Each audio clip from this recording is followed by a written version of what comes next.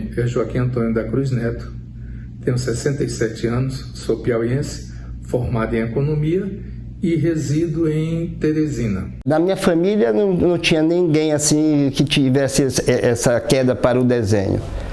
Mas eu, por curiosidade, na escola conheci um colega de escola que desenhava muito bem, desenhava mesmo.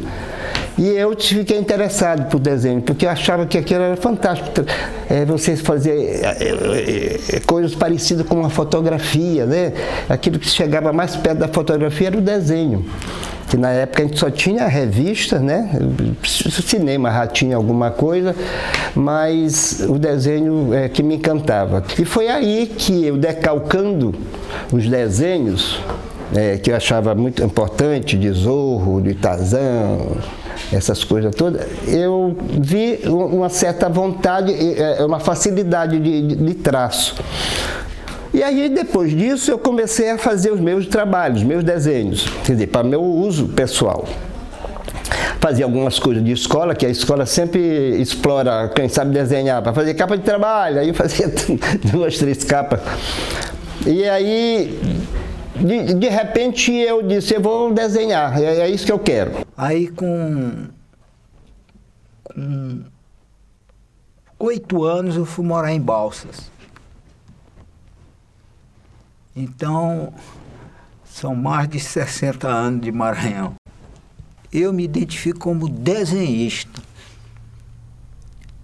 porque eu já transitei por todas as áreas de desenho. E várias técnicas, e aquilo ali me satisfaz, sempre me senti satisfeito quando eu estava fazendo. Quer o desenho técnico, quer o desenho artístico, ou qualquer outra espécie de desenho. Sou César Teixeira, compositor, poeta, jornalista, e fiz algumas incursões pelo humor, né, o desenho, o cartoon. Mas em relação ao baú, eu participei como poeta.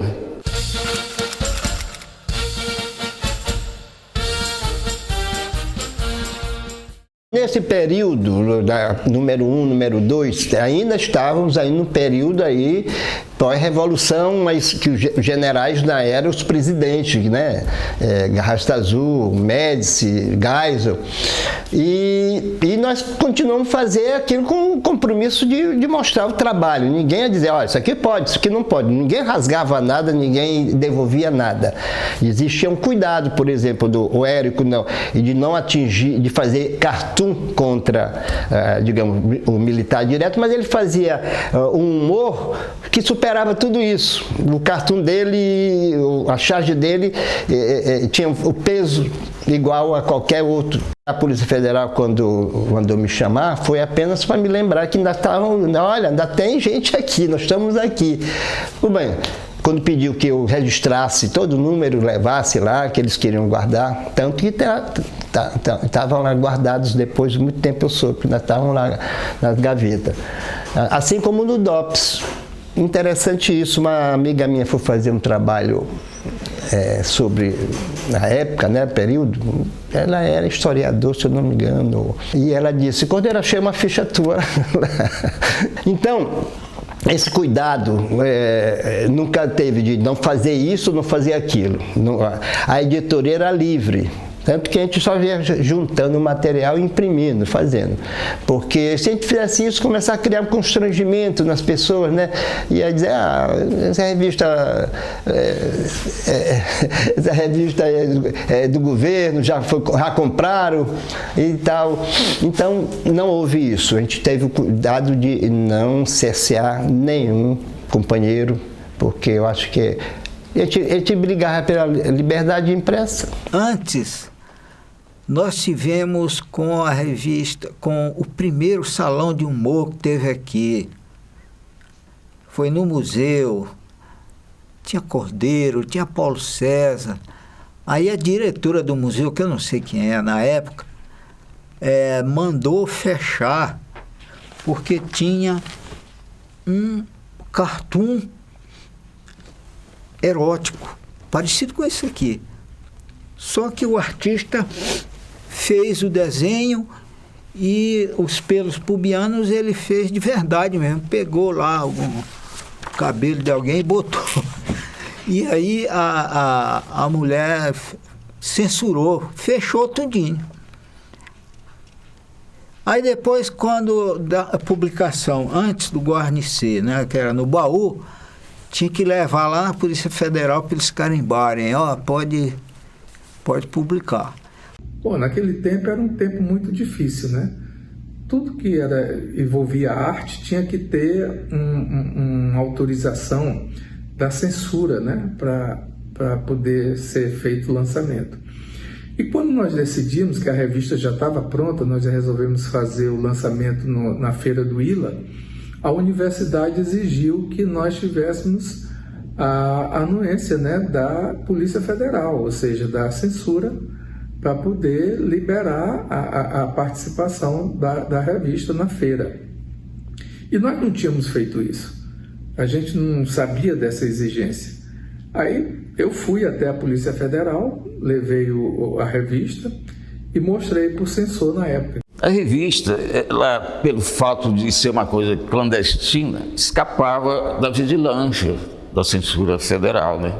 Que a gente sabe, eu mesmo tive uma música pré-censurada chamada Bandeira de Aço, pela censura aqui de São Luís, antes de chegar em Brasília. Então era uma coisa assim que eles não deixavam passar nada, era no teatro, era em qualquer lugar. Aquelas manifestações artísticas que são fixas, por exemplo, palco, teatro, exposição, eram mais visíveis aos olhos da censura. Uma revista não, é tipo um panfleto, um jornal, você conseguia distribuir sem muita preocupação. Claro que podia ter alguém denunciando, tá? Sempre houve essa história, um dedo duro, né? No caso do Baú de Cartões, tanto que ela sobreviveu, eu não sei, pelo menos uns 3 anos. A expressão artística, ela reflete exatamente aquele momento histórico que você vive. No caso do cartoon, se não fizer isso, não é cartoon. Você está fazendo um trabalho de crítica. Na poesia também, no meu caso, eu sempre fiz e faço sempre um trabalho crítico que ajude a sociedade a refletir e também que contribua para a literatura. E no caso dos cartoons, para todo mundo saber que tinha artista desenhando aqui, criando, né? O resto do Brasil saber. Tanto que essa revista, ela não ficou só aqui, assim, as pessoas tinham notícia dela em São Paulo, não sei o que. Alguns pesquisadores recentemente têm procurado informações sobre o Baú de Cartoon.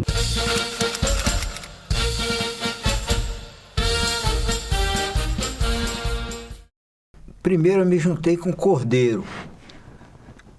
Eu gostava de fazer cartoons, né?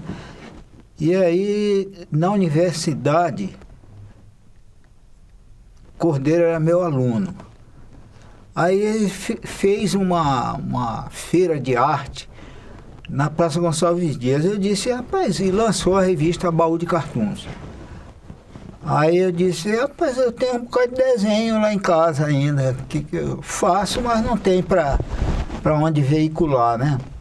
Aí ele pegou e tal, eu fiquei lá no Baú de Cartoons com ele, produzindo e tal. Eu dava aula de desenho geométrico e outras disciplinas, mas a principal era desenho técnico e desenho geométrico. E o Cordeiro foi meu aluno e me envolveu com isso, tá? E me trouxe. Eu morava em São Luís e nas férias eu sempre vinha para Teresina, porque eu sou piauiense. E eu vinha passar as férias na casa dos meus avós. E numa dessas vindas a Teresina, eu conheci um cara chamado Albert Piauí, que era um excelente desenhista, um cartunista e chargista maravilhoso. E eu passei a apreciar esse trabalho de charge de cartoons. E a partir daí eu disse, aí Cordeiro, vamos encarar essa? Aí o Cordeiro, vamos nessa, vamos fazer uma revista. Nós conseguimos a duras penas, mas já tínhamos um pouco mais de apoio, tinha um pouco mais de publicidade. E aí nós fomos superando. Foi essa conjunção dos astros que deu tudo certo para a gente chegar a esse número de revistas num período que ninguém nem sabia o que era cartoon, o que era charge. Do segundo em diante já foi gráficas particulares. Olha a mão de obra. A gente comprava o papel no lugar, ganhava a chapa no outro e fazia o filme lá pelo CIOG.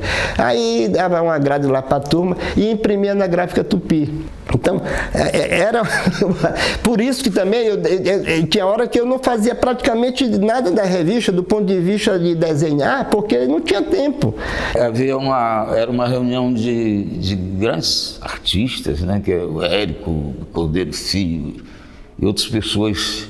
Fica difícil lembrar de todos os nomes, Cruz Neto, que resolveram criar essa revista, que com o propósito de até ser uma alternativa para a censura que havia na época, porque a revista é uma coisa clandestina, né? Nesse mesmo ano em que foi criada a revista, teve um primeiro salão de humor aqui em São Luís, que foi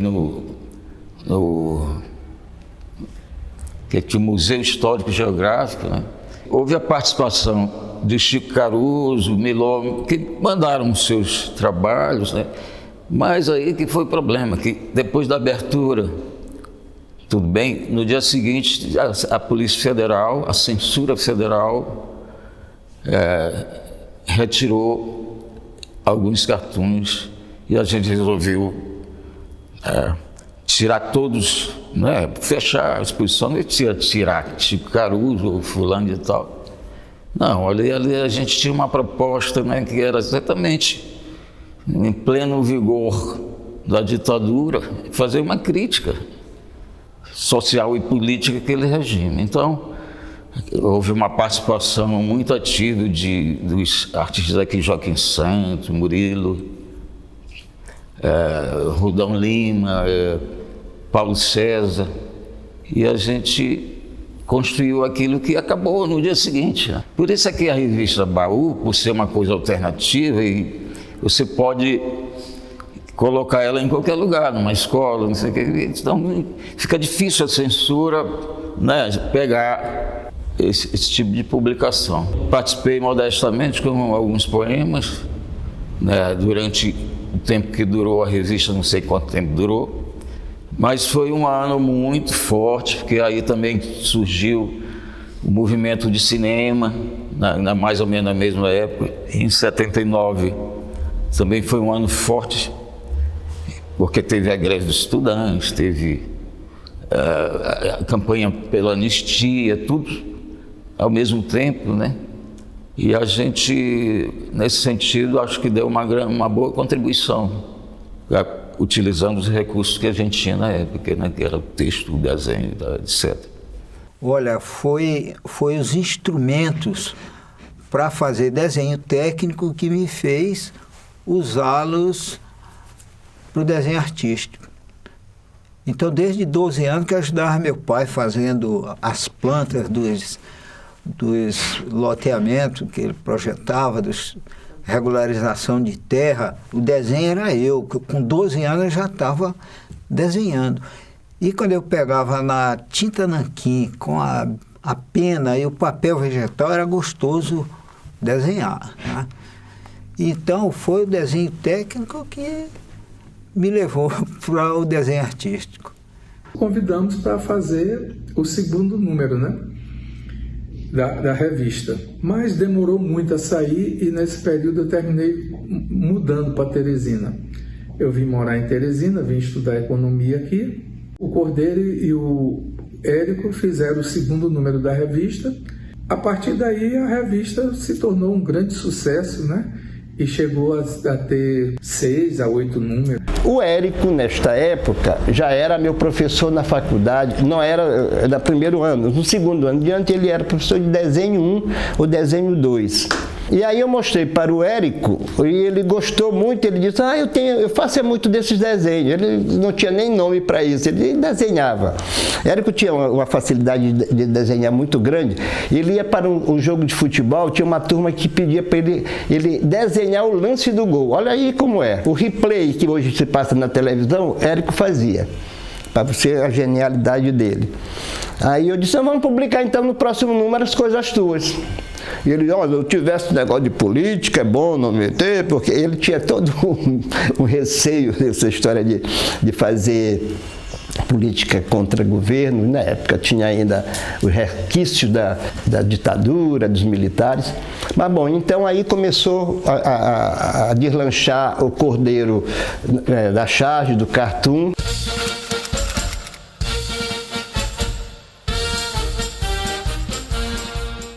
Na verdade, eu não fui muito atrás disso, não. Realmente, Cordeiro é que foi o grande baluarte dessa história da criação da revista. Eu me lembro que a coisa se centrava no Érico Junqueira Cordeiro Filho, que tinha ligação com essa parte gráfica. Então, eles resolviam essa parada. A gente contribuía mandando textos. De qualquer forma, dava certo. As coisas davam certo.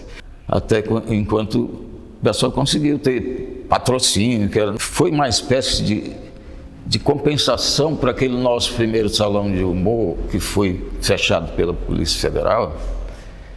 E, de repente, as pessoas se realizaram dessa outra plataforma, que era a revista. De qualquer forma, as coisas coincidiram. Eu sempre digo assim que o movimento, apesar de toda força da ditadura naquele período, eu penso assim em árvores, que os movimentos sociais também que foram devastadas pela tempestade, não sei o quê. Mas, veja só, a ideia, as raízes ali por baixo, subterrâneas, elas se comunicam. O cara está lá, a Imperatriz, ou está no Piauí, não sei. Essas raízes se conjugam ali por baixo da terra, se comunicam. E dali surgiram outros movimentos e outras publicações. Pois é, esse aqui é o número 1 da revista, assim como o número 1, número 2, foi eu e o Cruz Neto, né? O Neto, que foi meu companheiro desde o começo da história. Ele sugeria o desenho e eu desenhava, e às vezes vice-versa. O Érico, grande contribuição foi do terceiro número em diante, o que o Érico chegou e deu mais alegria, digamos, à revista. Ele fazia mais humor por humor, né? E daí para frente agregaram-se vários outros companheiros. Nós abrimos a correspondência, o endereço meu de casa e tal, aí ia chegando. Rapaz, tem uma revista do Maranhão, os concursos de charge de cartoon que tinha no Piauí, que fecharam há pouco tempo, mas excelente. E lá eu ainda fui num desses salões, o pessoal que tiveram conhecimento lá no Piauí, lá em Teresina, começaram a mandar também, entendeu? Houve esse intercâmbio. Foi assim, quando foi chegando a correspondência, a gente já foi publicando, não adiantava perguntar de onde veio. Mas foi uma coisa impressionante, você cresce num volume, numa projeção que você depois não tem mais nem controle, né? Não sabe nem de onde surgiu tanta coisa. Foram surgindo, foi publicando. O que eu lamento profundamente são os originais. Os originais, que eram pastas e mais pastas, talvez um dia eu encontre. O que é importante, porque tem o nome de muita gente boa lá e seria bom para reeditar. Interessante que a revista era distribuída mesmo de mão em mão, né? Naquele tempo, na década de 70, final da década de 70, começo dos anos 80, havia aquela história dos poetas alternativos, né? Que faziam aqueles livros mimeografados e saíam distribuindo, vendendo em tudo quanto era lugar. E a ideia do baú não foi muito diferente, não. O baú foi feito e os próprios autores saíam, né, vendendo de mão em mão. E isso era uma coisa que dava muito certo, porque como era uma novidade, todo mundo queria ter um exemplar do baú de cartoons. Terminou sendo um grande sucesso. o nosso baú. Né? Eu e Cordeiro, sem pretensão nenhuma, terminamos acertando na mosca. Na verdade, não tinha uma redação. As coisas aconteciam nas esquinas, no bar, no escritório de alguém. Rapaz, precisamos fazer o próximo número. O que é que tu tens aí? Rapaz, eu estou com umas ideias assim. Então, as coisas eram muito espontâneas, não tinham uma coisa rígida de jornal, de editorial, essa coisa assim. Nós vamos fazer o que der na cabeça. É claro que é de uma forma organizada. Se você estivesse passando por uma data histórica, por exemplo, 1º de maio, então é claro que os temas iam se centrar na questão do trabalhador, né? Então, eu tinha muitos desenhos, cartoons em relação àquele período que a gente estava vivendo. Esse contexto histórico também se dava no texto, né? Você procurava aproximar o texto daquela denúncia, que a questão trabalhadora era um negócio assim sério, né? Que a repressão, a prisões, assassinatos e por aí afora, né? A revista era mais um dos instrumentos que na época a gente usava para falar, né? Para denunciar. É claro que naquele tempo você teve a greve da mesma passagem, você tinha muitos jornalecos importantes. Se fala de jornaleco pelo tamanho, pequeno, fanzines, né, que é uma palavra que eu desconhecia na época, circulando, que eram impressos em mimeografados, né? Porque a gente nem sempre tinha como pagar uma gráfica para. Então, teve que fazer daquela forma. Ali você teve, em 79, a participação de grupos ligados à política, que foi o renascimento dos partidos políticos. O que eu me lembro, você tinha uma necessidade de utilizar o seu material em favor de uma luta coletiva. Então, cada produto que existia, seja baú de cartoon, seja fosse uma peça de teatro, um show, era voltado para essa transformação.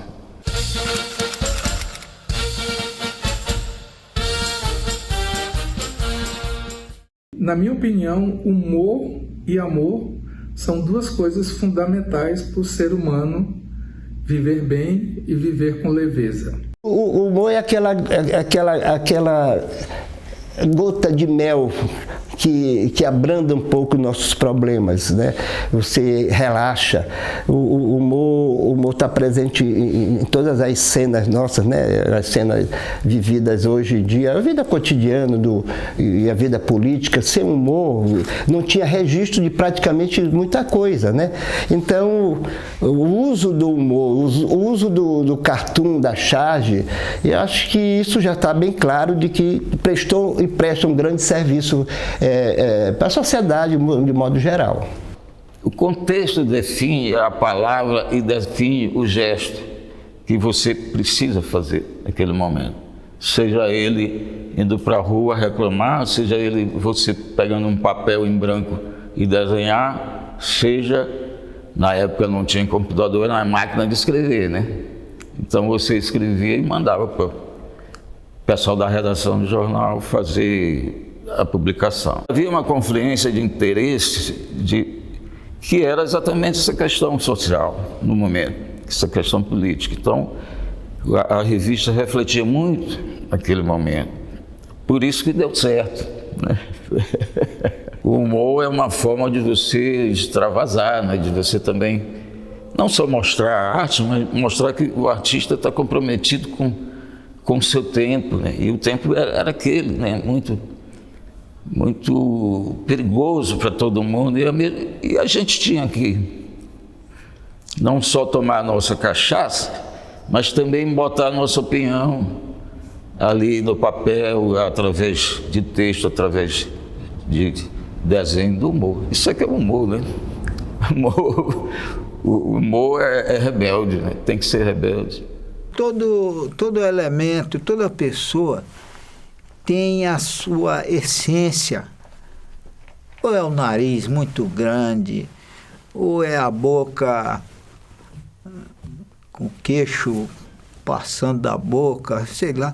Então, aquele detalhe que às vezes a gente demora para pegar, para, num simples traço, a pessoa identificar, olha, isso aqui é fulano.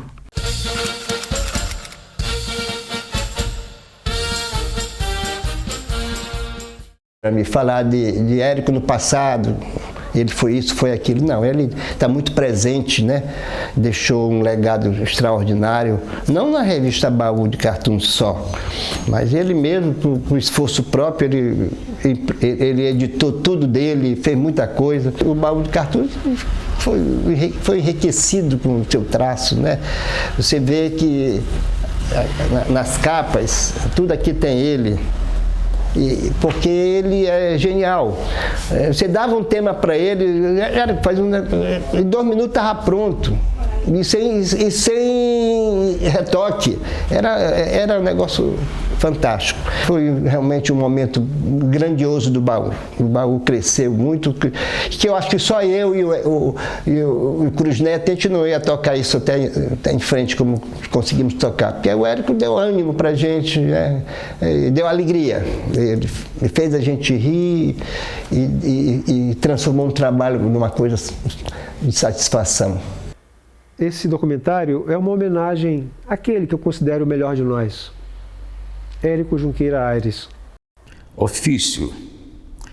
Temos que usar a ferramenta que está ao alcance das mãos para libertar o homem do seu cárcere. A noite está insuportável. Temos que usar a ferramenta em toda a América Latina para desmascarar o carrasco e seus cúmplices. Estamos fartos dessa noite. Temos que usar a ferramenta contra a sua própria fábrica. E vai ser ainda esta noite, para que o homem amanheça em pleno ofício da liberdade.